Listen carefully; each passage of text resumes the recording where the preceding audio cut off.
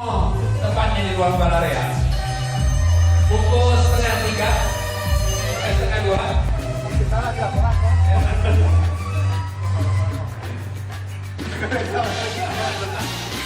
Pukul 1:30 subuh masih di BTC Kesemon, tempatnya di ruang balarea. Persiapan seminar motivasi 2018. Di sebelah kanan saya ketua panitia, Bapak Andi. Ditambah lagi di sebelah kiri saya ada Eni. Juga yang memvideokan adalah Yuri, admin DPC ada di Bandung. Beri aplaus untuk kita semua. Siapkan energi, siapkan semangat. Kita melayani esok pagi dengan penuh energi. Sampai jumpa esok pagi. Of Science from MIT USA. Best-selling author, fight like a tiger and win like a champion. Champion edisi ke-18. President Director of the in one of the largest property agent company in Indonesia. Supervisi dari 150 kantor dan 6.500 agen. Mari saya menambah baik untuk bangkit berdiri. Mari kita tampilkan seorang penantang Muhammad Ali, legendaris dunia, berimbang yang mulia untuk Winter Darmani Darmawangsa.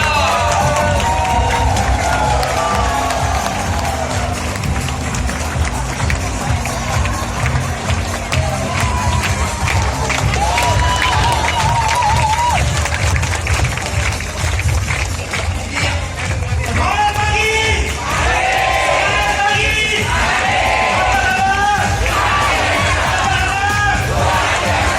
Kemarin saya tanya orang apa kabar, mereka bilang luar biasa. Saya tanya apa, dia luar biasa. Mereka bilang setelah keluar sudah biasa-biasa lagi. Jadi kalau saya ngomong apa kabar, jawabannya luar biasa. Setelah keluar masih luar biasa. Bisa kita coba? Apa kabar? Apa kabar?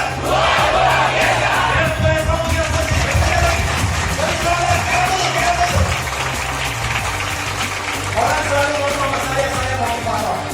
Motivator itu sebenarnya yang kita bukan motivator. Motivator itu kayak speaker. Oke? Speaker yang hebat itu listriknya. Anda listrik saya speakernya. Go. Kalau listriknya lemot, pembicaranya lemot. Oke? Jadi saya mau cek kekuatan listrik, kapasitas 50% bertahan. 100%. Luar biasa. Silakan duduk. Tepuk tangan dulu. Oke teman-teman, saya senang bisa ada di sini hari ini. Saya tidak memberikan motivasi, saya sharing dengan Anda. Karena bagi saya sharing mungkin Anda akan lebih mudah untuk menangkapnya. Dan satu hal, ketika saya bicara, saya minta Anda jangan dengar saya seperti saya ngomong ke Anda. Ya, saya pengen Anda dengar apa yang saya ngomong, seperti Anda menjalankan apa yang saya ngomong. Ya, supaya ketika Anda pulang nanti, Anda balik nanti, Anda bisa merasakan bahwa motivasi ini adalah motivasi Anda, bukan motivasi saya. Kalau Anda setuju, tepuk tangan dulu untuk kita semua di sini. Saya memakai topik hari ini Secret of Champion. Kebetulan waktu SMA saya senang bertinju, ya. Dan salah satu idola saya adalah Muhammad Ali. Ya, Muhammad Ali itu bukan sekedar petinju. Ya, dia seorang entertainer yang menarik sehingga setiap kali dia tampil, zaman dulu tuh TV kita bawa ke kelas gitu ya.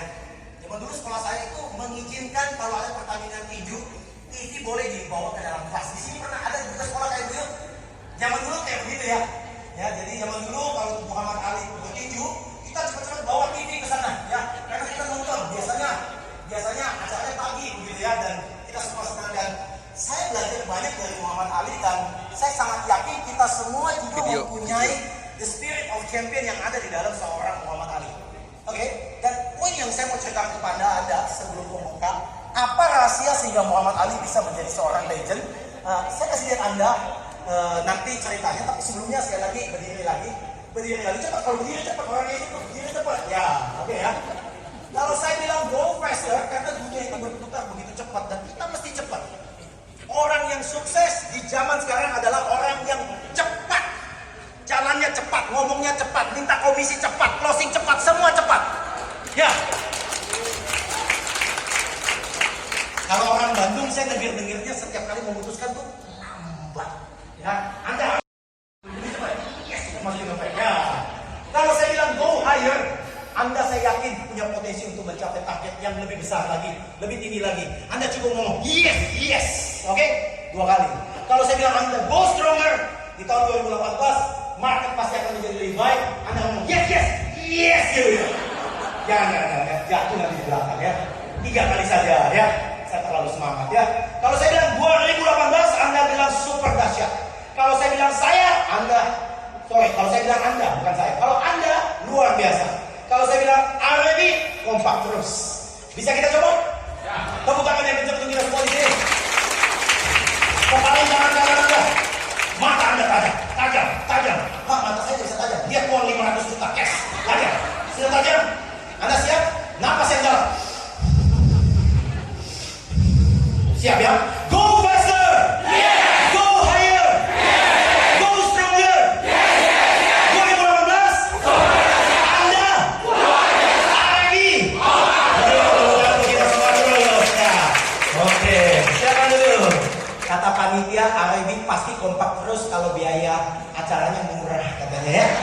Begitu mahal langsung tidak kompak. Nanti saya mau ngomong ya. Ya. Oke ya. Hari ini saya mau share dengan Muhammad Ali karena ada sebuah cerita Muhammad Ali yang banyak orang tidak tahu. Dan kebetulan saya tahu karena 10 tahun yang lalu saya ikut seminar di Amerika dan pembicara motivasi pada hari itu sempat menginterview Kus Deamato, pelatih Muhammad Ali sebelum dia meninggal. Saya bahkan mencari datanya di dalam sejarah ini, ya bahkan tidak banyak orang tahu cerita seperti ini. Ya, jadi kebetulan ketika saya mendengar cerita itu, saya terinspirasi dan saya melihat Muhammad Ali is a legend. Ya, siapapun petinju hebat zaman sekarang, orang lebih ingat Muhammad Ali dari sekarang. Kalau saya tanya Anda siapa juara kelas berat saat ini, Anda banyak pasti tidak tahu. Ya, Anda hanya ingat Muhammad Ali. Ya, saya senang banget kalau seperti begitu ya. Kalau orang nyari property agent, tidak ada orang tahu kecuali nama Anda gitu ya. Bagus banget. Nah, hari ini saya mau ngomong cerita mengenai Muhammad Ali, tetapi menyerempet dengan bisnis kita juga, yaitu agent property. Setuju? Saya mau ceritakan Anda sebuah cerita klasik yang menarik. Muhammad Ali pernah memberontak terhadap negaranya, dan dia menolak untuk ikut perang ke Vietnam. Karena dia merasa, ngapain saya terbang jauh-jauh, membunuh sebuah bangsa yang saya tidak kenal, yang saya tidak pernah ketemu. Saya tidak mau pergi ke Vietnam untuk membunuh orang. Oleh sebab itu, pemerintah Amerika marah, dan dia selama 4 tahun dicabut gelarnya. Dicabut gelarnya sebagai juara dunia tinju. Dan Anda tahu ketika seseorang dicabut gelarnya, ya mungkin dia akan bertanding lebih sedikit lagi karena dilarang bertanding. Mungkin dia bertanding nggak serius lagi karena dilarang, dan ini masanya cukup panjang selama 4 tahun. Dan ketika pemerintah sudah melepaskan hukuman itu dan membebaskan dia dari hukuman itu, Muhammad Ali mempunyai ranking yang jauh dari ranking pertama seperti yang dia sebelumnya. Oleh sebab itu, dia punya promotor Don King berusaha mikir gimana supaya terus mengorbitkan Muhammad Ali. Namun Muhammad Ali bilang, saya nggak bisa tunggu terlalu lama. Usia saya sudah 32 tahun, saya mesti cepat. Karena sebentar lagi saya juga akan tua. Ya, singkat cerita, Don King kemudian berpikir keras bagaimana caranya buat sebuah acara yang luar biasa untuk membuat Muhammad Ali naik lagi ke panggung tinju. Nah, Don King mengambil sebuah resiko gede. Kebetulan tahun 70-an negara Afrika adalah negara yang sangat korup ya. Dan pemimpin presiden mereka itu pengen banget buat acara-acara yang gila-gilaan supaya menjadi tontonan dunia. Oleh sebab itu, Don King bertemu dengan presiden dari Kongo. Kemudian mereka arrange sebuah pertandingan di tahun 1974 di bulan November. Muhammad Ali bertemu dengan seorang petinju champion pemegang title belt saat itu yang bernama George Foreman yang berusia hanya 27 tahun. Di atas kertas Muhammad Ali pasti kalah. Kenapa? Dia sudah lama tidak bertinju, dia sudah tidak lama bermain dengan yang lain, dan dia sudah lama tidak training, dan dia punya ranking jauh dari ranking 1. Don King mengambil resiko kalau Muhammad Ali bayangin di Afrika ada dibayangin. Jadi hari ke-8 tampillah George Foreman sama Muhammad Ali, dan di luar juga George Foreman yang begitu besar badannya, yang begitu kekar, dipukul KO oleh Muhammad Ali di ronde ke-8. Wah, dunia gemar, dunia geger. Ali tiba-tiba menjadi sebuah orang yang sangat flamboyan dan luar biasa. Dan Anda tahu, Don King adalah promotor yang sangat pintar pada saat itu. Dan ketika Ali lagi naik daun begitu tinggi, dia bilang, kalau berikutnya kita cari lawan yang setara sama Ali, dan kalau Ali kalah, berarti kan Ali langsung hilang lagi. Dia punya cerita. Karena Don King pintar. Setiap kali Ali menang, bayarannya akan naik terus. Kan dia pakai komisi juga, kan ya? Ya Anda juga pintar dong jadi agent. Kalau jual properti, kalau nggak komisi gede, Anda bisa jual properti yang mahal atau yang murah. Iya, Anda juga tahu. Don King juga tahu, ya. Jadi dia buat si Ali ini sehingga Ali menjadi komersial, dan Ali di tahun berikutnya di tahun 1975 dicarilah seorang lawan yang kalau bisa Ali nggak usah latihan pasti kalah. Oke, kita cari lawan yang paling getek aja. Ya, Ali nggak usah latihan, Ali mesti menang dulu supaya orang ramai. Pakai biaya yang kecil aja, karena ini tujuannya menaikin Ali. Bayar Ali nggak usah mahal. Ali hanya dibayar 1,2 juta US dollar pada saat itu. Ada bayar di tahun 75 ya, 1,2 juta US dollar. Setelah dicari-cari lawan yang pasti kalah, ditemukanlah satu lawan yang paling aneh, seorang kulit putih. Orang kulit putih nggak bisa tinju, Anda tahu kan? Orang kulit putih ini kacangan. Dan dicari memang pemain petinju yang ratingnya tuh udah jelek gitu. Dicari seorang yang udah tua, umurnya 36, Ali masih 32. Jadi Ali pasti menang nih. Dan ini orang petinju sebenarnya petinju amatir.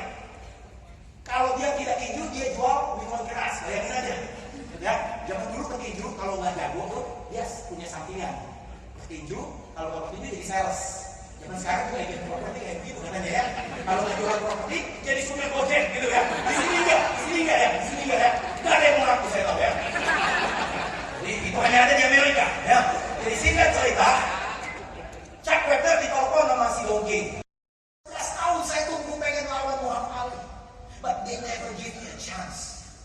Oh, mereka nggak kasih saya kesempatan. Dia tentu rankingmu begitu jelek, saya pun kasih kesempatan. Tapi kalau dia kasih saya akan mau berantem sama Ali. Dan Don King bilang, gue kasih tahu lu kan biasa dibayar berapa? Gue biasa dibayar 10.000 US. Kali ini lu lawan Ali, gue kali 10 bayarannya. Lu dapat 100.000 US, wah senangnya minta ampun. Padahal Muhammad Ali dapat 1,2 juta kan.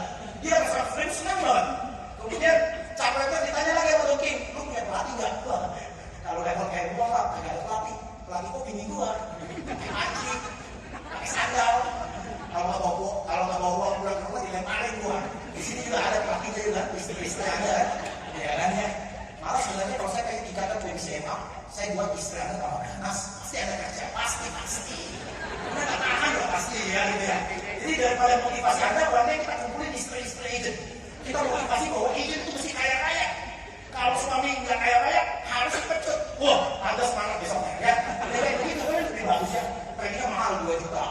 Ibu-ibu dikasih kosmetik, dikasih listrik, kok pasti sudah ya. Nah singkat cerita, Chuck Webber bilang saya kan punya pelatih, saya kan pemain amatir, saya latihan sendiri. Palingan saya ngangkat pakai kaleng cat isi semen, gua angkat sendiri gitu kan. Gara-gara dia amatir, wah Don King bilang jangan takut. Kali ini gua bayar 125.000 untuk pelatih profesional latih 2 bulan. Waduh, hebat amat. Iya, supaya kalau lu kalah di atas, jangan kalah terlalu malu-maluin gitu kan ya. Supaya penonton yang sudah bayar tiket juga tidak merasa ini pertandingan boneka begitu.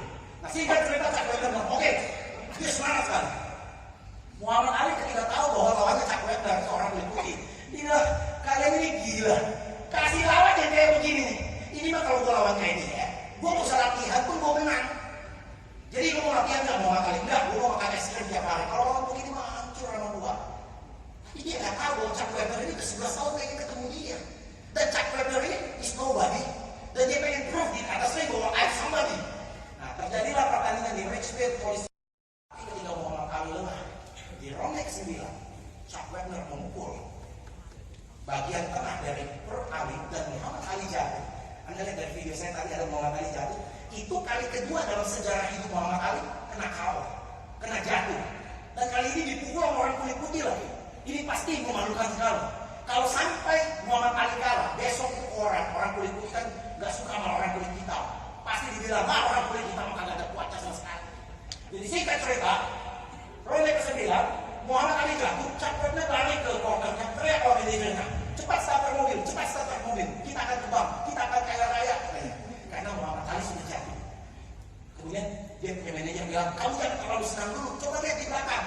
Muhammad Ali sudah bangkit dan kayaknya dia marah banget. Nah, Singkat cerita, Muhammad Ali bangkit karena dia bilang kalau saya tidak pukul ini orang jago, nama saya jelek. Tapi di sisi lain, Chuck Webber tiba-tiba punya confidence level yang tinggi. Dia bilang baru kali ini gue bisa pukul si juara dunia. Berarti gue punya chance dong. Kalau gue bisa bertahan berdiri sampai ronde ke-15, pasti dunia akan mengaku saya. Oleh sebab itu pertandingan setelah ronde 9 sampai ronde 15 itu pertandingan yang sangat mengerikan. Karena Muhammad Ali begitu ganas memukul Chuck Webber, berdarah-darah, dan Chuck Webber berusaha tidak mau jatuh karena dia bilang kalau saya bisa berdiri, dunia pasti mengenal saya. Jadi pertandingan itu sangat kejam setelah ronde 10, 11, 12, 13, 14, 15, Chuck Webber masih bisa berdiri. Namun sayangnya 19 detik sebelum ronde 15 selesai, Muhammad Ali memukul kencang di rahang Chuck Webber dan Chuck Webber jatuh dan kena TKO, diberhentikan oleh wasit. Singkat cerita, Muhammad Ali diselamatkan dengan mengalahkan seorang kulit putih yang bernama Chuck Webber. Setuju? Tapi ini bukan cerita saya yang saya mau cerita. Kalau Anda lihat cerita ini, ada seorang giant, seorang raksasa, seorang yang super luar biasa, hampir dikalahkan oleh manusia yang biasa. Tapi yang saya mau ceritakan kepada Anda adalah satu orang yang lain yang telah berbuat ini. Orang ini anak muda umur 27 tahun melihat pertandingan ini di sebuah TV hitam putih di New York, lapangan putih. Dan ketika pertandingan itu selesai, tiba-tiba dia punya ide. Ini pertandingan underdog yang bagus banget nih. Kalau saya bisa jadiin skrip cerita pertandingan ini. Judulnya apa Pak? Ada yang tahu? Oke. Bukan The King of Property, bukan. Ini pertandingan itu tahun 70-an ini kan ya. Jadi nggak mungkin ya. Jadi dia pikir kalau saya buat satu skrip, ini skrip kayaknya ceritanya bagus nih. Ini persis kayak Cinderella kan?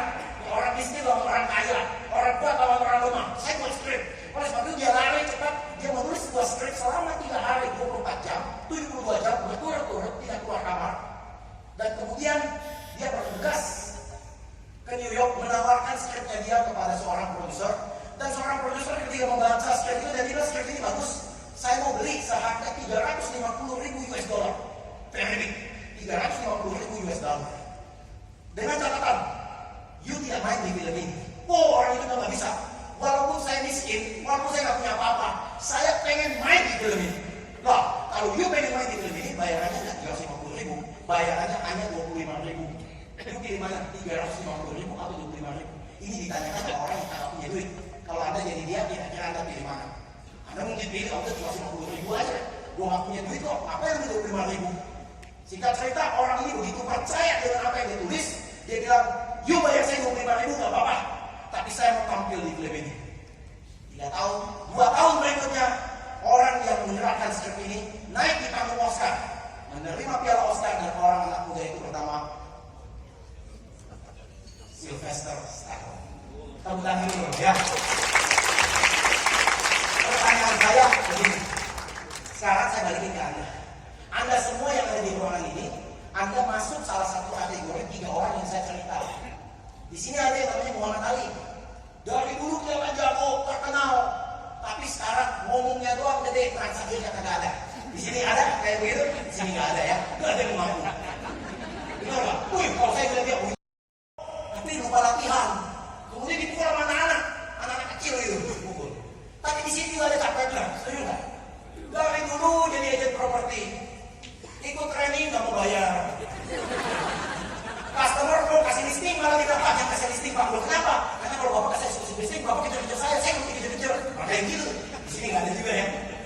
Ada customer mau kasih Anda eksklusif listing, tapi itu dengan saya Pak, jangan saya Pak. Loh, kan baru saya kasih eksklusif, jangan Pak. Karena kalau Bapak kasih eksklusif listing, Bapak kejar-kejar saya. Jangan Pak, saya lebih senang Bapak kejar rame-rame sama teman-teman saya. Jadi kita open aja rame-rame Pak. Ini gitu. Chuck Webber, ya kan? Kagak bisa kaya sampai umur 36. Jualnya minuman keras dia biasanya kalau gitu kan ya. Artinya orang yang dulunya kagak punya chance untuk menang, tapi hari ini nggak tahu kenapa tiba-tiba dikasih kesempatan bertarung sama Muhammad Ali. Artinya sejelek-jelek hidup Anda, dunia ini pasti akan memberikan Anda kesempatan. Setuju nggak? Sekarang masalahnya Anda siap nggak? Kalau Chuck Webber nggak siap, kenapa? Gua pakai dong. Muhammad Ali 32 tahun, bukan 30 tahun. Dia kulitnya hitam, gua kulitnya putih. Dia juara dunia, gua juara AFC doang. Lagi pula bayarannya 1,2. Masa gua ada dapat cepai doang? Anda begitu terus, Anda nggak taruh. Setuju nggak? Ya. Ada marketing seperti itu. Ada marketing seperti itu. Tapi ada juga marketing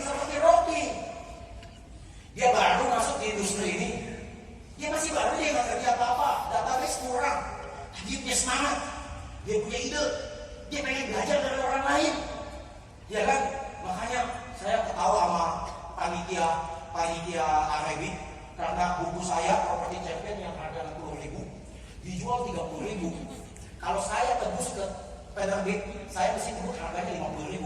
Saya kasih ke supir saya, kalau nanti orang nggak ada yang beli buku ini, borong aja.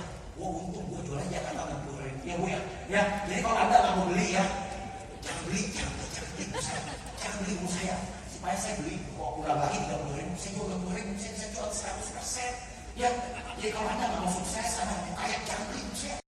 Ngomong Pak, walaupun buku ini di diskon 50%, gila. Itu nggak bisa. Di tempat lain aku lihat, tempat ini Bandung Pak. Bandung kota api Pak. Jadi saya kasih Anda nggak beli buku 30.000, walak. Oke, ya. Nah, ya, bukan menjaga. Yang saya mau ngomong, ada marketing baru gabung, masih muda, nggak punya database, nggak punya klien, nggak punya apa-apa, tapi dia punya semangat, dia punya tujuan, dan dia mau belajar. Kita ngomong-ngomong belajar nih, ya, saya dengar katanya harga training makin ditinggiin, pesertanya makin bohong, bener kan? Kalau harga training ini, seminar ini dinaikin, pesertanya makin dikit. Pertanyaannya saya, kalau harga training gini dikurangin, pesertanya makin banyak, bener kan? Nah, saya mau tanya Anda, kalau training dimahalin, kemungkinan besar pembicaranya akan lebih baik atau lebih bodoh? Lebih baik kan? Berarti banyak orang bodoh lebih senang dengar pembicara yang bodoh. Karena makin murah caranya, mereka makin senang datang. Next time panitia, tolong acara nol saja. Yang bawa di sini orang yang makan pisau, sumber api, badut-badut, itu pasti sangat menghibur ya. Yang saya kasih tahu Anda, belajar satu prinsip. Anda tidak pernah bisa lari dari dunia ini, membayar sedikit kemudian mengambil banyak. Tidak bisa. Itu prinsip ekonomi. Tetapi di dalam education, di dalam otak Anda tidak bisa bayar dikit mau ambil banyak. Orang seperti begitu tidak bisa kaya.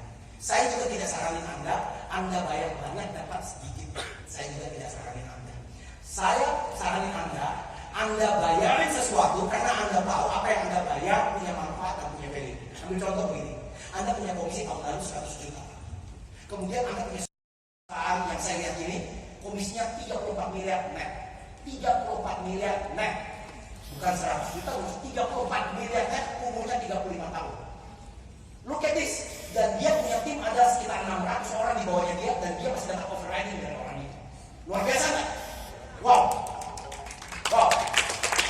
Itu orang, kalau otak sekecil aqua gelas, kagak bisa dapat uang segitu. Kenapa? Karena kalau dikasih berkat, dikasih uang juga ke dia, karena dia punya skala otaknya hanya aqua gelas, dia nggak bisa terima. Dia mesti ganti dengan aqua botol. Kalau perlu buat tangki air, merek dolphin atau ikan hiu itu. Setuju nggak? Dunia ini fair sama kita semua, setuju nggak? Dunia itu seperti lautan. Ada orang ke lautan mau ambil air laut, dia pakai sendok. Satu sendok dia masukin, satu sendok dia masukin. Ada orang lebih goblok lagi, dia pakai garpu. Itu lebih goblok lagi. Tapi ada orang pakai gayung. Ada orang pakai ember. Ada yang lebih pintar, dia pakai sedotan. Sedot. Bahkan kalau perlu dia nggak sedot sendiri, dia suruh temannya 10 orang sedot. Nah, Anda yang mana ini? Anda yang mana? Dunia membutuhkan orang-orang seperti Rocky ini. Setuju nggak? Ngerti apa yang dilakukan? Punya goal yang jelas, punya drive yang jelas, dan setiap tahun income-nya naik terus. Setuju nggak? Agent property, satu syarat saya. Agent property itu mesti sombong, saya kasih tahu. Kok Bapak ngajak kayak begini? Saya ngajak. Karena kalau tidak sombong,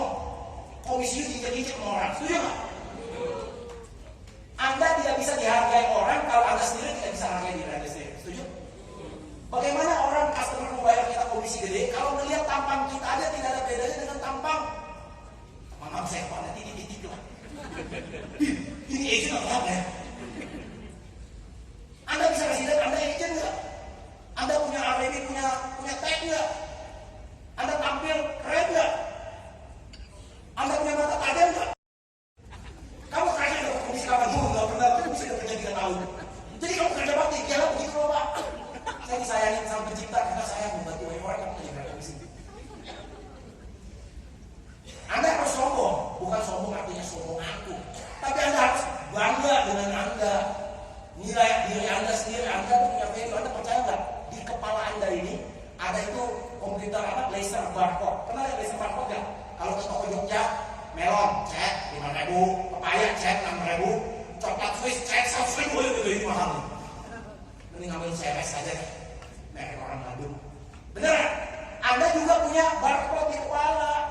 Saya scan, ngek, ini belum closing, ngek, apa ini belum closing, ngek, 30 unit closing dalam 1 bulan, luar biasa ini. Umpama, Anda sadar nggak? Saya mau nanya Anda, kalau umpama ada satu orang gajinya 10 juta, umpama ada orang kerja di perusahaan gajinya 10 juta, tiba-tiba ada perusahaan gila dari luar negeri melihat orang ini agak aneh, kemudian merekrut orang ini jadi presiden direktur dengan gaji 300 juta. Bayangin ya, ini orang ini bayar 10 juta selama 10 tahun karena naik-naik. Diambil sama satu perusahaan, digajiin 300 juta sebulan. Saya mau nanya Anda, orang ini ketika digaji 300 juta sebulan, dia masuk ke kantor baru, gayanya tambah confident atau tidak confident? Bahkan ruangannya, kantornya itu kantor corner 10 kali 10 meter. Ada lapangan golf mini, ada kulkas isi Starbucks, macam-macam. Dan sekretarisnya ada 3 kali cantik. Dan setiap hari harus pakai jas, pakai dasi kupu-kupu masuk. Ruangannya AC, warna, dan ada TV, ada 3 lihat layar. Menurut Anda orang ini tiba-tiba bisa jadi semangat? Bisa jadi pintar nggak? Bahkan dia dibantu oleh 5 direktur yang masih muda. Dia suruh kamu begini. Padahal sebenarnya ini hanya orang 10 juta doang. Poinnya apa bagi saya? Very simple. Kita semua ini, Anda hanya bisa melihat diri Anda. Anda hanya bisa menghargai diri Anda dari berapa banyak uang yang Anda dapat tahun lalu sih. Kalau Anda tahun lalu hanya dapat uang 100 juta, ya terus baru kita berubah. Kenapa kita tidak balik? Penghasilan kita 100 juta untuk apa yang ada di otak Anda. Setuju? Yang kedua, Picasso menggambar kerbau yang paling bagus sesuai dengan apa yang dia melawan Juan Ortiz dari Cuba. Ada yang nonton itu? Yang ketiga, Anda sudah beli buku saya, Anda sudah baca habis, dan sombong. Jadi kalau Anda mau beli banyak, Anda sebenarnya cari rumah yang paling murah lah. Banyak teman arisan. Kamu tuh banyak teman-teman yang suka masak-masak. Jual buku saya, dan ini. Market susah, penjualan juga susah. Kalau market bagus, penjualan juga susah loh. Karena tahu nggak kenapa saya bisa closing 5M, 8M, 10M? Kenapa? 3 bulan jadi baik. Sedangkan orang pesimis berbeda. Ketika dia closing bagus, dia pulang ke rumah, dia ngelihat tetangganya, orang ajar. Jadi adalah sikap kita terhadap masalah itu. Anda mengerti? Mas Monika. 9 jam dia tidur, saya jagain dia. Average kan? Di bawah average kan? Yang ketiga lebih lucu lagi. 20. Anda dorong diri Anda mau belajar dari orang lain. Jujur Anda kata, saya belum tahu, makanya saya ikut training RWD DPC Bandung. Dan kalau DPC, dia ngomong gitu, saya hentikan dia. Kalau ada yang berani ngomong seperti itu, saya akan hentikan Anda. Pak, bagi saya 40.000 manusia. Ya, nah ini mah nggak ada apa-apanya mas. Cek odol pakai giginya, kemudian dia gigit sikat giginya, dia taruh di sebuah. Lebih pintar dari gue ini orang. Ini orang pintar bilang beli. Semua bisa. Pengalaman.